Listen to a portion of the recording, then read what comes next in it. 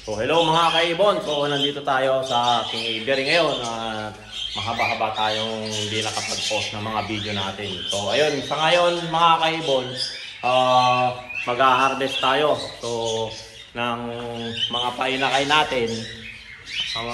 Tapos nakarest na rin yung mga aking mga alagang mga kakatail. So pinag-rest ko muna sila, kinuha ko yung mga nest box. So ayan yung mga nest box mga kaibon, no.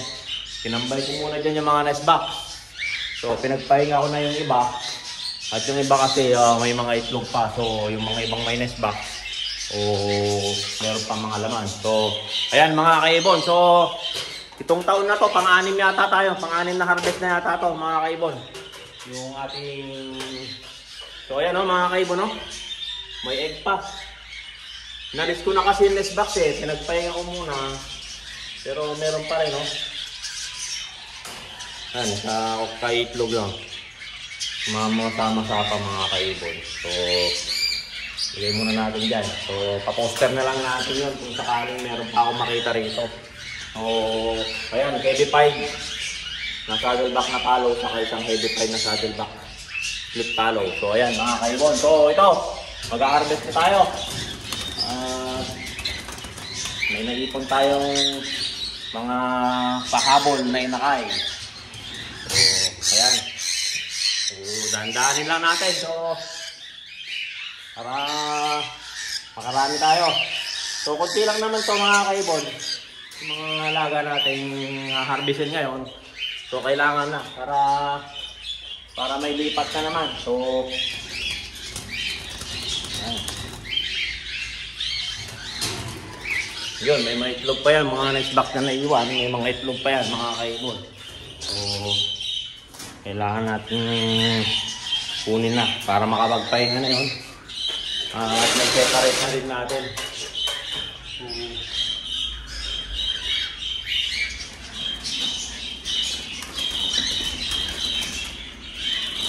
Isay lang natin para makan tayo.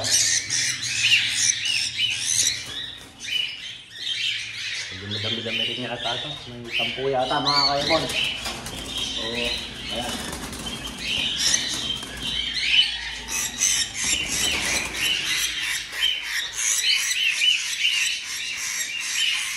Kamay-kamay na lang natin. So, hindi tayo sanay natin. Yung mga painakay tayo. Ito pa pala. Ayan.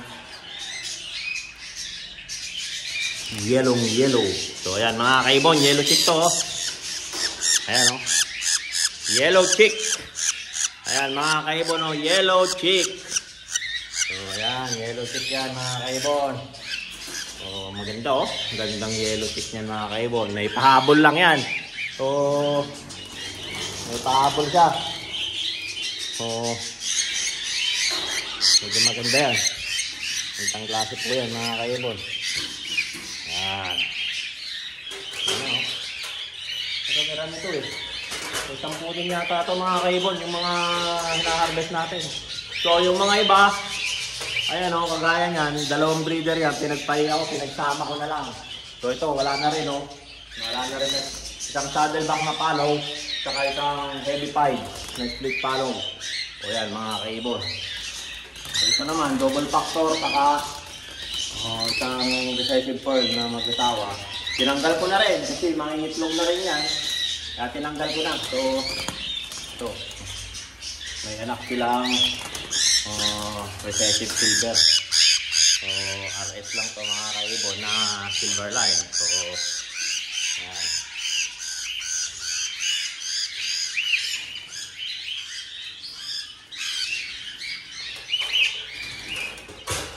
Ito naman mga kaibon, isang single factor na RF or silver at limpalo, saka isang single factor na split palo. So kunin na rin natin yung mga anak nila single factor. Ayan o, nakikita nyo single factor, ayan o, dark edge marking, single factor as limpalo line. So So ayan mga kaibon. So dito na yan, no?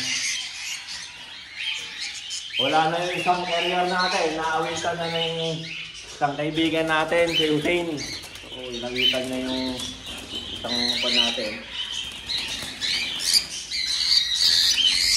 Yung carrier natin isang maganda at dinala niya. Kung nakikita niyo yung last na post ko, dinala niya na. So pagbigyan na natin. Minsan lang yung dumalaw dito yun. Kaibigan naman natin yan na matagal na. So pagbigyan na natin. So ayan mga kaibon, meron pa rito. So halos lahat ng mga feeder ko, tignan nyo, wala nang mga mga kaibon, no? Mga nest box. Halos dito, yun, yung mga yun. Mga breeder ko na rin yan, pinagsama ko. So ayan mga kaibon. Ito naman, ano ba? Ito, isang single factor, ay isang double factor na RS at slim palo, saka isang white face gray pearl. So ayan, mga RS yung anak nila na single factor.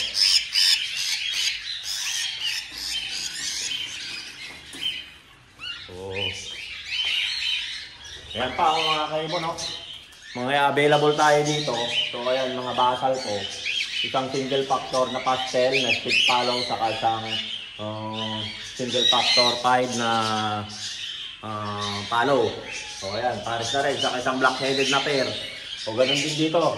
Ito naman, double factor na pastel na palo, saka isang pair niya ay yung gray. Yan, no? Yan ang pair niya. Gray na split palo, silver line. So then meron din black-headed na pair dyan. So ayan, dalawa na yan. Yung isang babae saka isang lalaki na emerald. So ayan mga kaibon. So hindi pa natin yung isa. Pero ito pang-anim na to mga kaibon. Ito yung may anak na nasilip ko, may inakay na mga kaibon ulit. So hindi natin nakahugutugid yung kanya. Yung ayan. Ayan. Hindi natin nahugot, may tatlo. So tapos yan yung anak niya. So ayan, siguro last na to, kaya nga muna ng mga 2 buwan, pabanat tayo ulit mga kaibon. So set natin ulit yan, magkukondisyon tayo ulit. So ayan, medyo mainit dito ngayon kahit naman kulimlim. So double check natin kung meron pa. Ayan ang mga kaibon, no? Ayan, nakapag-rest na sila. Pinag-rest ko na sila mga kaibon. So ayan, halos lahat pinagpahinga ko sila. Ayan, sa likod, sa taas, lahat meron pinagpahinga na. Ayan, no? Tinanggal ko na yung mga nest box. So ito, meron pa pala dito. So dalawang split.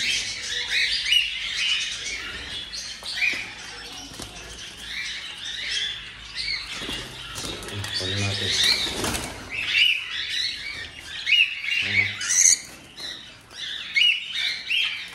Ito pala dito yung split na dalawa. Parents niya, isang saddleback na palo, saka isang split palo na pearl, heavy pied line. O yan mga kaibon. Ang bato dito. So ayan mga kaibon. So bilangin natin. 4, 5, 9, saka 4, bali 13. So ayan, baliktarin ko muna mga kaibon para makita nyo yung mga ibon natin at ID natin. So ito mga kaibon, yung 4. So isang single factor na palo RS, saka 2 single factor na split ng palo, saka isang heavy pied na pearl split palo. Saddleback siya. Saddleback pala yan mga kaibon. So ayan, saddleback siya. Saddleback na pearl, next split palo. So ito naman, isang single factor na pastel split palo, saka 2 ito muna, parang 2 split palo na pearl 5 na heavy pied line, saka isang single factor na 5 split follow, saka isang single factor na 5 na split ng follow. So ayan mga kaibon. Then dito naman isang RS, tapos isang single factor na split follow, saka isang white face gray 5 na split follow, saka isang yellow chick. So ayan mga kaibon, yellow chick. So pakita ko sa inyo yung yellow chick. Ngayon lang tayong, ilang taon tayong hindi nakapaglabas niyan. So ayan mga kaibon, oh, yellow chick siya. So may yellow chick tayo na silver na split follow, heavy 5 line. So ulitin ko, yellow chick na heavy 5 line, silver line, saka split ng follow. So ayan mga kaibon.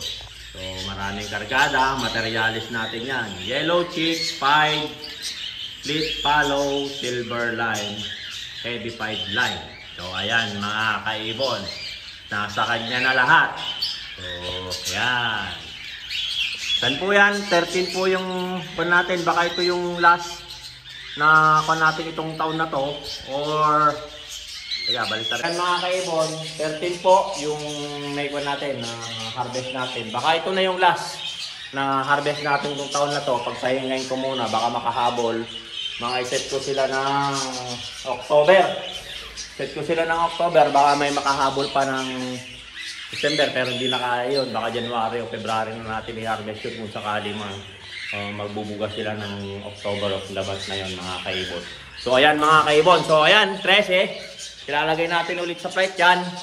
So ito, ipapakita ko muna yung mga available natin na napakadami. So ayan mga kaibon, no? Kung nakikita nyo, mga heavy 5 follow, flare 5 split follow, mga heavy 5 line na 5 at saddleback. So ayan, nandyan na lahat. Piyesang-piyesa. So ayan, mga silver naman tong nasa taas. Kung nakikita nyo, mga silver line yan. So, nandyan naman lahat. Ito, walang halong follow to mga kaibon. Possible lang. Possible lang yung mga yan. So, mga silver, saka gray, pero silver line lahat yan mga kaibon. Possible na split follow. So, ito naman mga kaibon, mga budget. O, karamihan babae, isa lang yung lalaki. So ayan, magpo-post din ako niyan. So dito naman sa lahat ng parikit na yan mga kaibon ay puro babae. Isa lang yung lalaki na follow, saka may follow na hanggang pares yun. Mga twisted line, twisted line, mga tailback yung line na iba, tapos mga twisted. Karamihan dyan TCB rainbow material, pero lahat dyan ay hen. Isa lang yung cup na